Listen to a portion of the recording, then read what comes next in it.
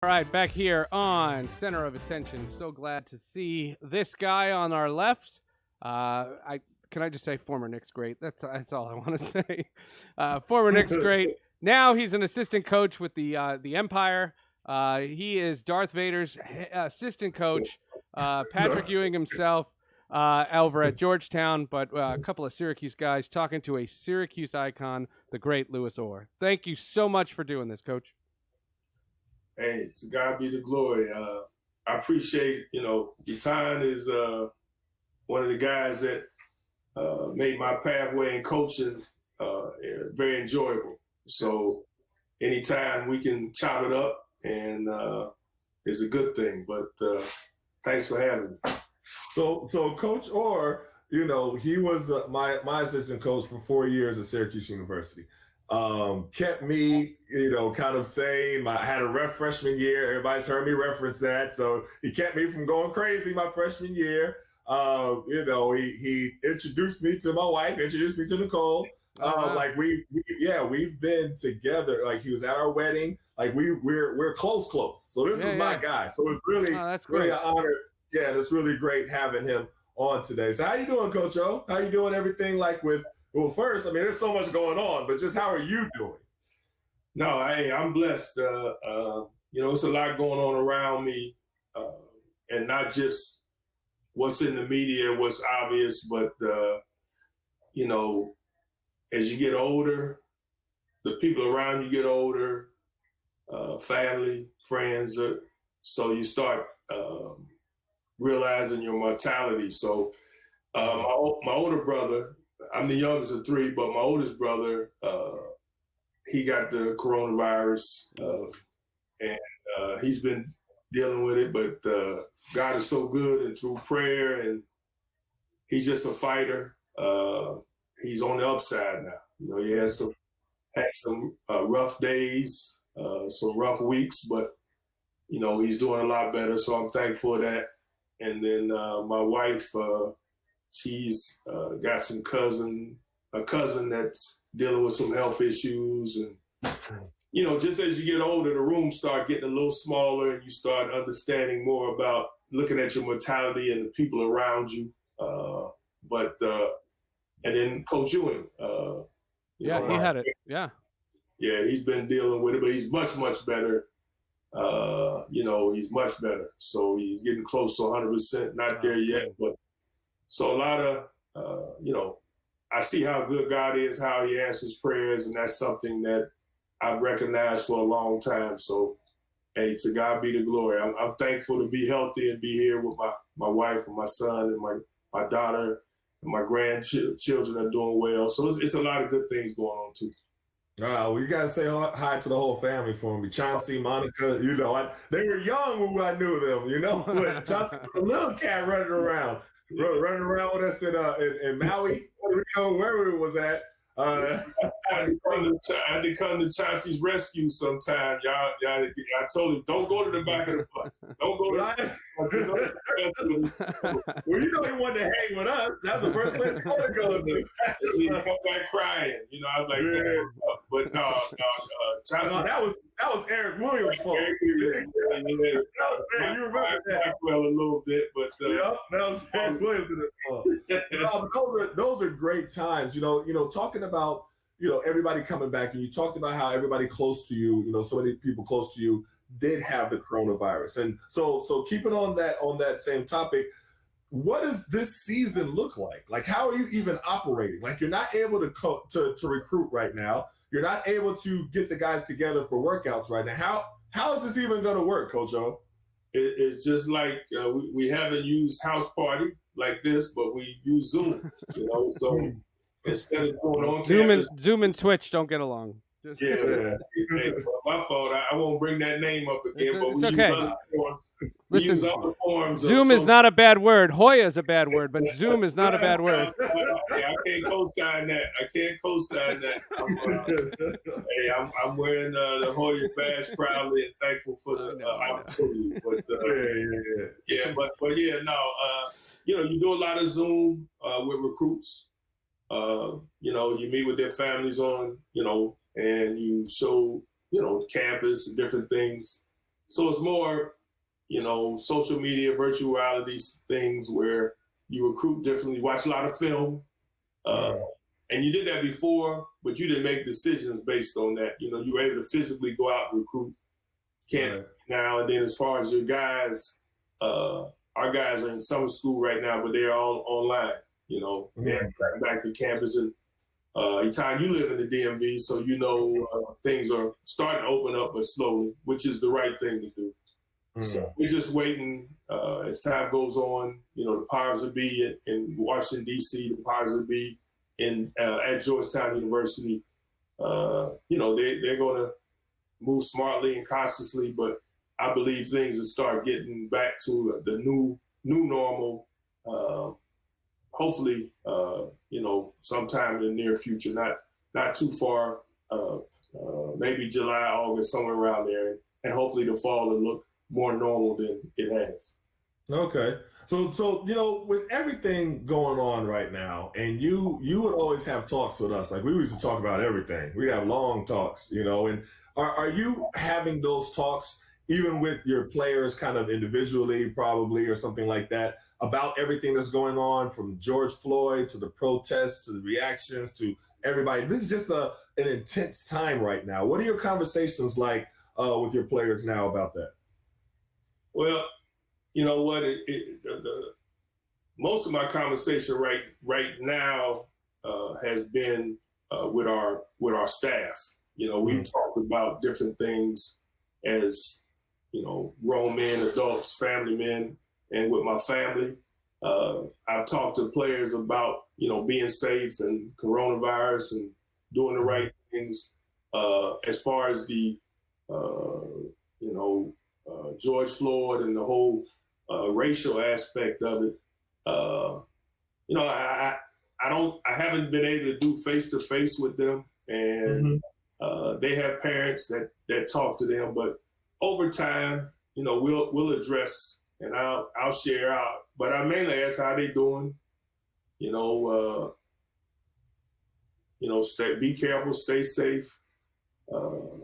It's important that they educate themselves, see what's going on, and I always feel like, if you're getting engaged, you got to know the history, the background. You got to know what you're standing for. When you're standing for something, you need to educate yourself. I think that's one of the problems. Is I don't think we as a country as a whole, not just Black people, but Black, white, all, our history is America's history. So everyone needs to educate themselves, and then they won't be. Things are shocking, but it won't look like, wow, this just started. Because nothing has just started. This one incident with George Floyd didn't just start. Police and the African American community, the racism, the brutality. It didn't just start with that, but sometimes people think because you're home, you're sitting at home, you're in a pandemic, you're watching a lot of TV, and you see something as brutal as his death, his murder, and, it opens your eyes. But there's been things going on. If you just educated yourself, you see that this is not a new part of our society.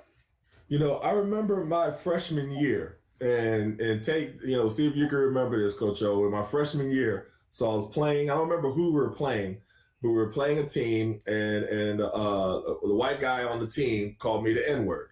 Okay, and I flipped, lost it, got kicked out the game, everything like that. You remember all of that? So in the locker room, I almost lost it on Coach Mahan, to be quite honest, and because he didn't know, because it was kind of out of the blue, and he was like, "What is your problem? Like, what happened?" And I was still in the moment, and I almost lost it on him. And thank God, called me right in the middle, or because I was gone. But you talked with me, that whole night after that, and I remember you telling me that, if you reacted every single time somebody said something racial to you back when you were playing, you would be fighting every single game. And he was like, you have to still be able to maintain control. And when and that was it was crazy. But we never followed up like the details of, because I interviewed Bill Russell and he told me the same thing. I interviewed Kareem and he told me the same thing. Y'all played in a different era where this isn't anything new to y'all. Like, this is, like you mentioned it, it's been going on for years. But the culture and the era that you played in, talk about the level of self-control that you had to have. Because honestly, I don't know how y'all did it, to be honest with you. I don't. But talk about the level of control that y'all had to have playing at that time. Well, I'm a generation removed from, say,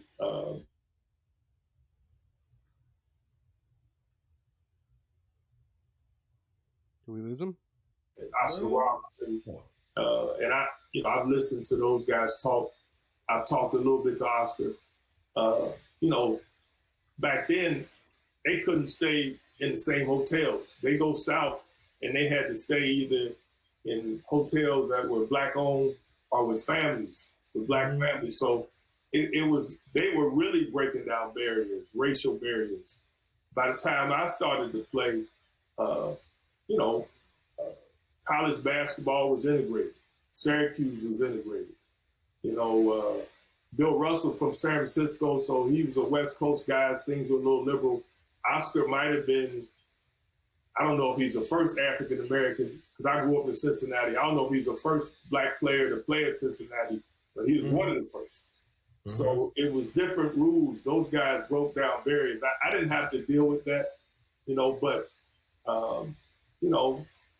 for the most part, with sport, I may have been called the N-word a couple of times, maybe by a guy I'm playing against or whatever. But I tell you a story. My son, when he was in high school, and this was in maybe 2008, 9, 10, he told me, some of his teammates and, had referred to him in those terms. And oh, wow. Or other players they were playing against. Wow. And this was, this wasn't that long ago. So, it's I think there's a time and a place. You never accept it, but I think to react and have somebody push your buttons every time you hear something like that. And I think in your case, I think we lost the game. So from my memory, the frustration of maybe losing and and then having to deal with that,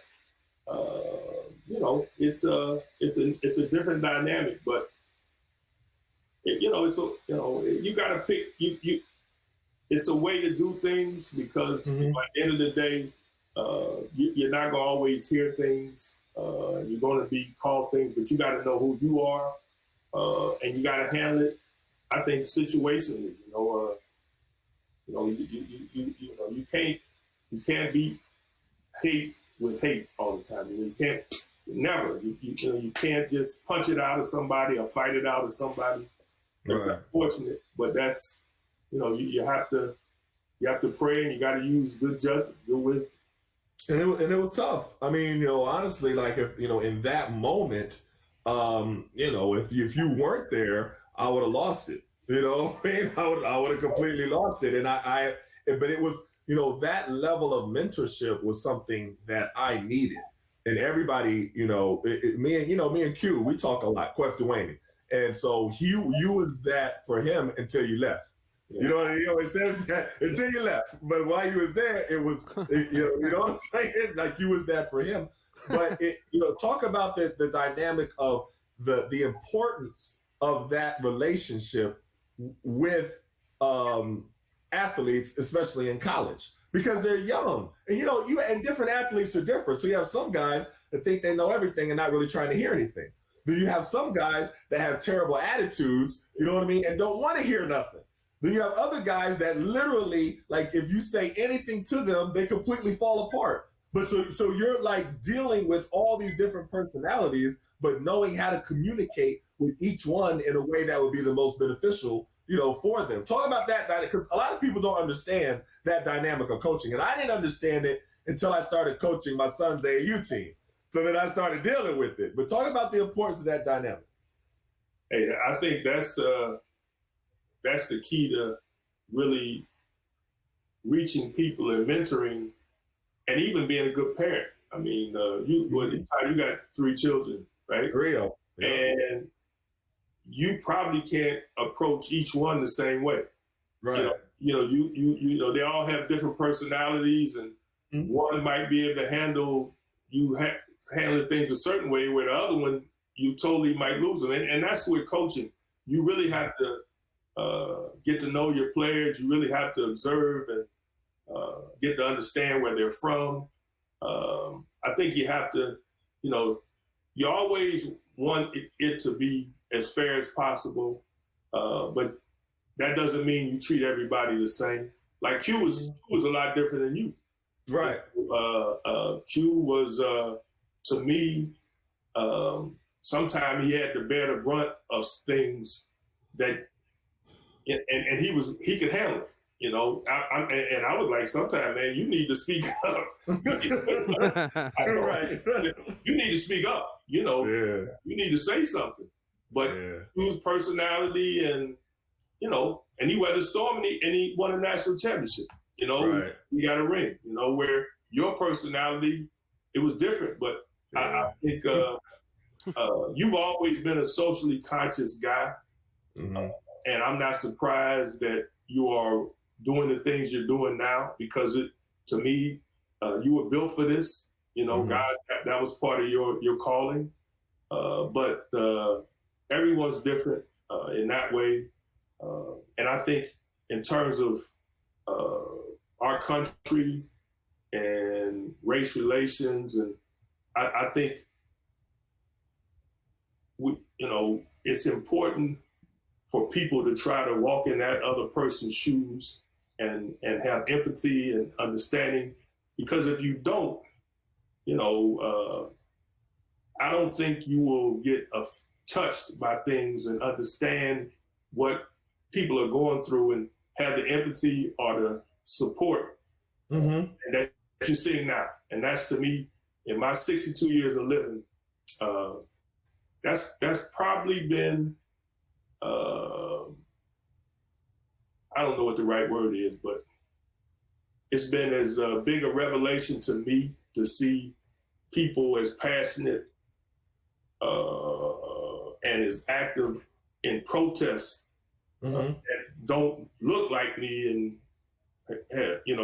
talk like me, but they are as engaged and active, and maybe even more so than I've been. So I agree. That's been it's a great thing to see. You feel like folks got your back, and they're trying to. They understand, but it is what it is. You wish that it was something that had happened a long time ago, but I think that's the way things move sometimes, unfortunately. But you got to deal with the here and the now, and you just got to keep sustaining it. People always ask me about how it was when I was in college. Like, I was in Syracuse, because I was, pretty active and outspoken while I was in college. And one of the things I'd say, I was like, Coach Boeheim didn't never really, tell me to kind of keep quiet or tone everything down or anything. I didn't get that from him. I'm sure he talked to y'all about it and was maybe a little bit concerned at different times. You know what I mean? But it wasn't. I didn't ever get the you kind of need to just be quiet and stop rocking the boat so much type of a speech from him, or from you, or from Coach Bernie, or anybody. So is that just something different that like for you with your players now? Do you encourage them to speak out? Do you discourage them? Do you try to keep them, like, what is the approach? No, you know what? I think it's the substance. I encourage people to speak up, but I just want them to know what they're talking about. Run your mouth to just be running your mouth. Right. Educate yourself. And I think, Coach Boeheim and I've been knowing him since I'm 18 years old, and I'm 62. I played for him. I worked for him. to me, one of his strengths is he allows you to be who you are. He doesn't Right. try to muzzle you in that way, or what's the right word? He kind of deals with people where they are, and I think I just think you have to learn to listen. You have to learn to educate yourself. You have to be willing to put yourself in the other person's shoes, because the reality of it is, this country's strength to me is its diversity.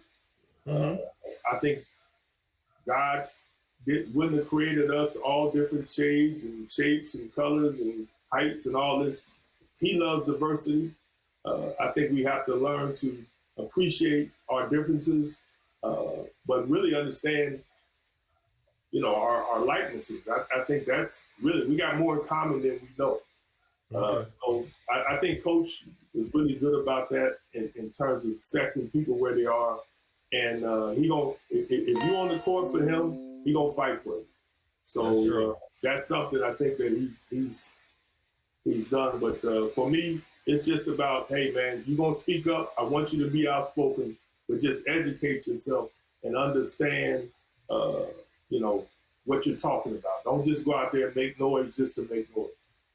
Right, and that's pretty much what he told me.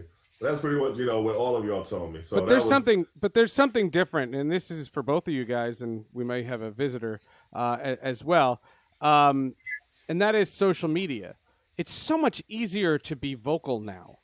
The players today that Louis Orr is coaching have it so much easier than Atan had. Even though Atan had the internet, he didn't have Twitter and Instagram and all these things. Right.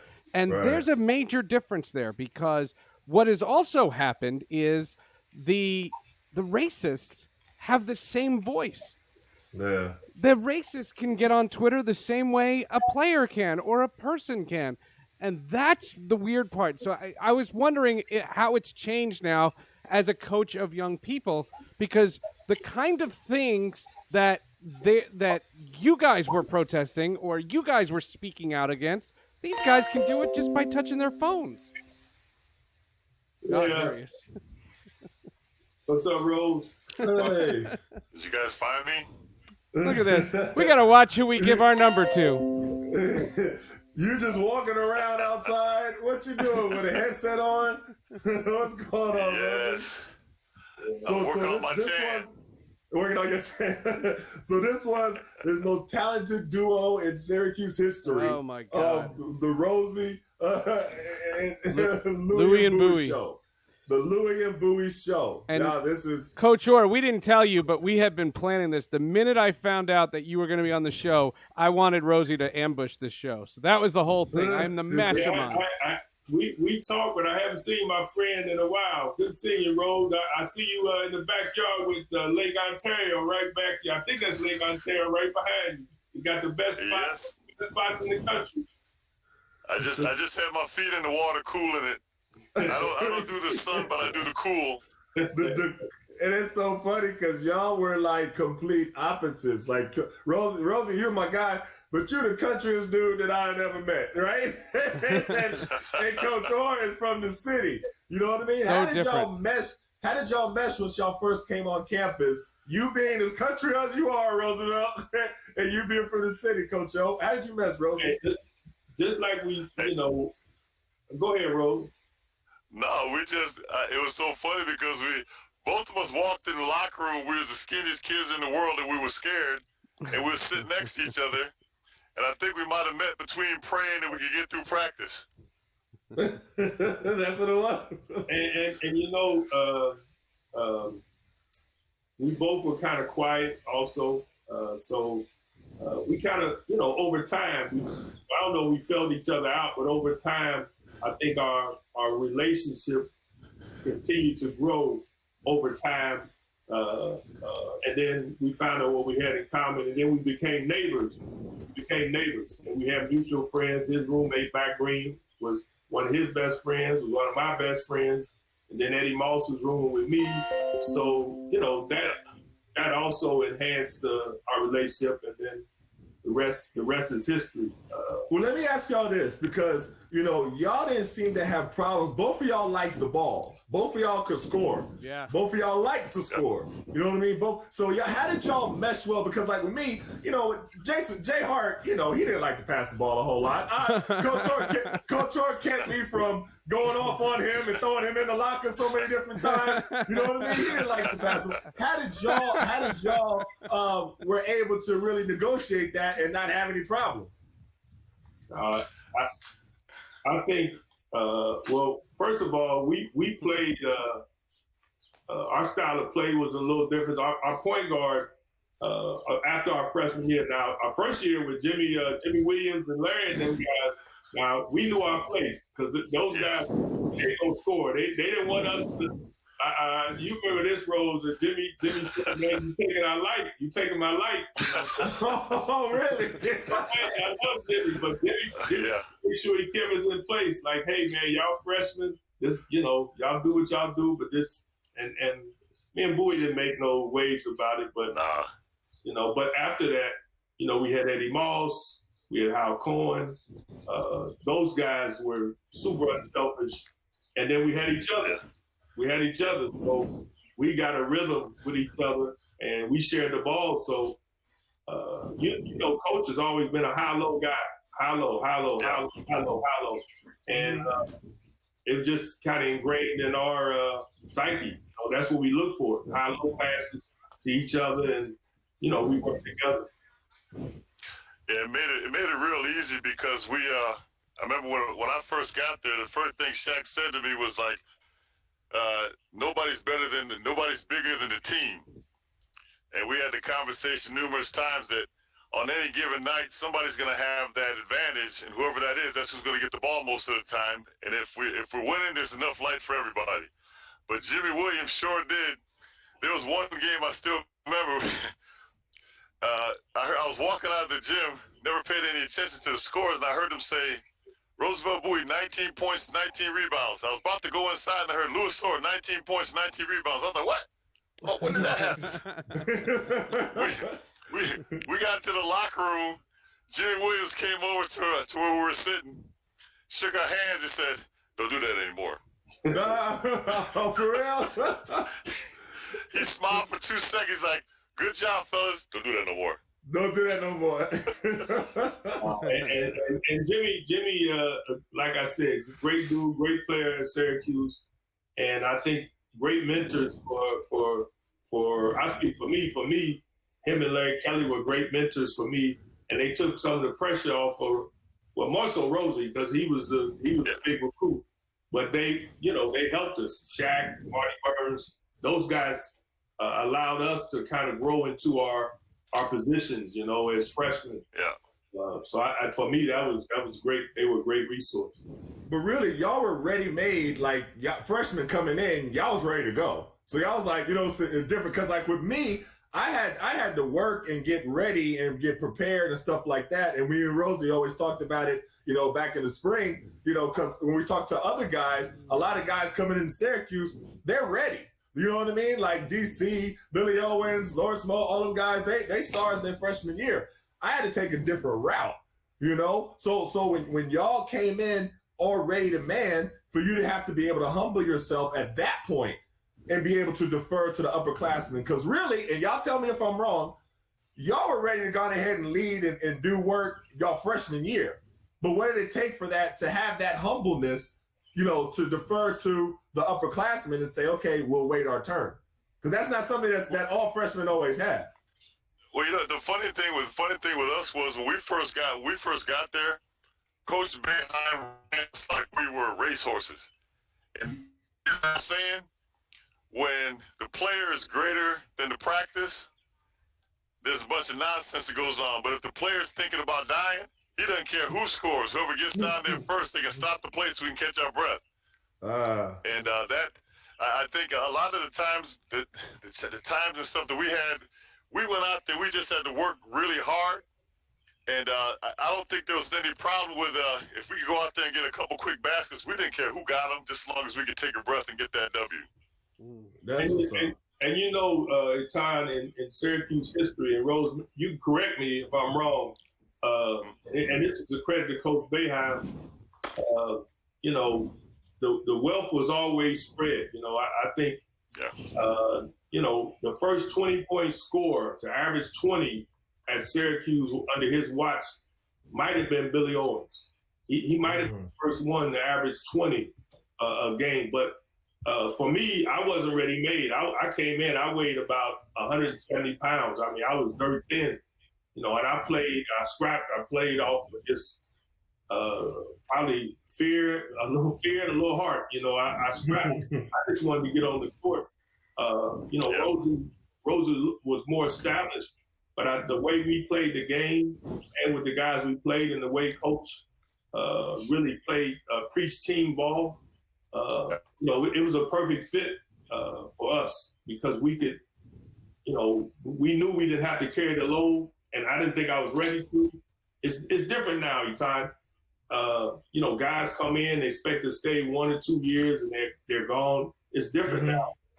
Back with us, it wasn't really a rush to get to the next level. You kind of earned your stripes. So by the time you were a junior, senior, you were ready to leave. And you know, for me, it wasn't all that scientific. All the schools I looked at didn't have centers. I was like, I don't have to be ready to play, but I can figure it out. I looked at Syracuse. Syracuse, they didn't have a center. I looked at Dale Shackelford. He was begging me to come there because he didn't want to be there. And but once we got to practice, the thing that we never had a chance to think or worry about what was going on because we were trying to just make it. Coach Boeheim was there were no chairs in him. There was no work.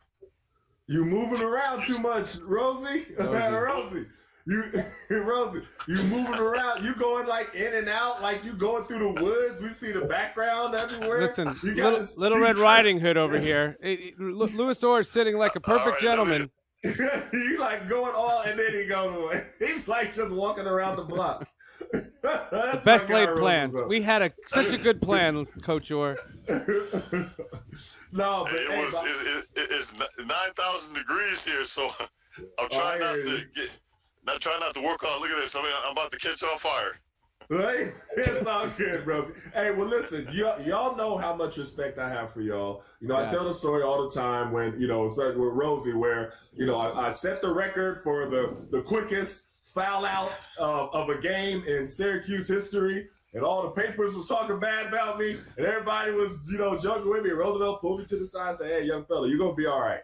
You know what I mean? Then he just started giving me tips. Coach Orr, I would have times where I'm not playing, where I would, you know, get thrown in the game just so Coach could yell at me, but he really wanted to yell at Otis. You know what I'm saying? And I was mad. And you would take me up to the gym, and what was it, the women's building? You would take me up to the gym. We just have some angry workouts. So let me get all the frustration out. You know what I mean? So I appreciate y'all. So if that's the Syracuse tradition that we have, because, you know, as you remember me taking up for Sidibe, the big man, and, you know, talking to, you know, free dressing the entire season, we take up for each other and we, you know, kind of nurture each other and talk positivity into each other. So I appreciate that tradition that y'all started, and I'm just carrying it on. But I appreciate y'all coming on the show today. But stay safe. Please. Even when they start opening up everything, Coach O, stay safe. You know what I mean? Really. Don't trust what they're saying, especially Trump. You know, that's a whole different topic, but don't trust it. And there's the Pandora's box. I'm definitely not going to take what he says to heart. So I know me. I'm 62 years old, and I'm gonna wear my mask and wash my hands and be careful. Yep. Where Rose live, he may not have to worry about that. Where he's at. COVID can't find him. They wouldn't know how to find him. That is good out there. I gotta come up there and bring Malcolm and go fishing or something, Rosie. I already told you I was talking to Derek Coleman the other day, and Derek was like, "Yeah, I heard Etan's coming up there. I gotta come up there too."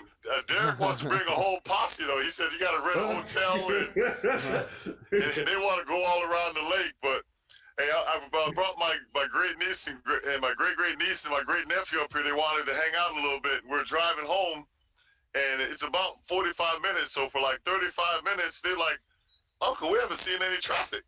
Ain't no traffic. I said, "Well, there's a couple deer and rabbits. There's a couple rabbits, a couple deer, and a few birds. You see some wildlife. So they're out here just relaxed. It is smoking hot out here. So I've been I don't go swimming, but I'll go in the water up to my waist for about 15 minutes. I'm like, that's good." Y'all funny. Hey, well, much respect to y'all, and thanks again for coming on the show. Y'all be safe, all right? All right. Take care now. All right. Take care, Lou. All right, Rose. We'll take a quick time out. Yeah. We'll come right back, and we'll put some sense to this. Coach Orr, thank you so much. Roosevelt, Bouie, right here on Center of Attention.